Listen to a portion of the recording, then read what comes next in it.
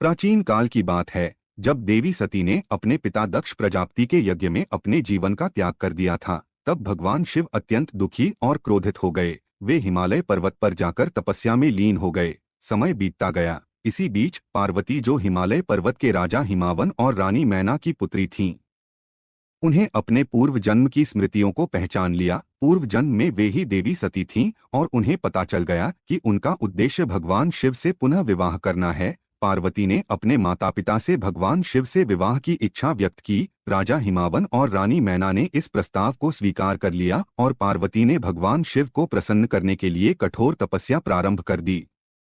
किंतु जब भगवान शिव को पार्वती की तपस्या का पता चला तो उन्होंने सोचा, मैं तो गृहस्थ जीवन का त्याग कर चुका हूँ। सती की मृत्यु के बाद मैंने संसार से मुंह मोड़ लिया है। मैं पार्वती को कैसे पत्नी बना सकता हूँ? मैं उसे संसार के दुखों से क्यों जोड़ूं? पार्वती की तपस्या दिन प्रतिदिन कठोर होती जा रही थी।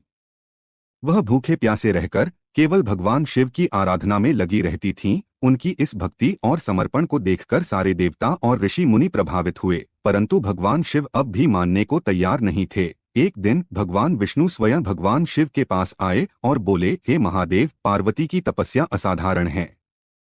वह पूर्व जन्म में आपकी पत्नी सती थीं और उनके पुनः आपके साथ जुड़ने का यही उद्देश्य है। उनके तप और भक्ति को स्वीकार करें। भगवान शिव ने विष्णु जी की बात सुनी और सोचने लगे। अंततः उन्हें एहसास हुआ कि पार्वती का प्रेम और तपस्या सच्ची है और यह विवाह सृष्टि के लिए भी महत्वपूर्ण है।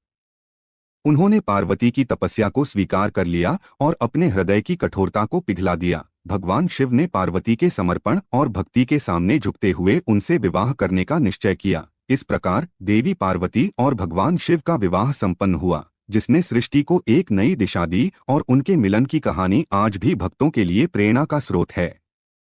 दोस्तों, ऐसे ही और वीडियोस के लिए हमारे चैनल विवेक एआई स्टोरीज को सब्सक्राइब करें।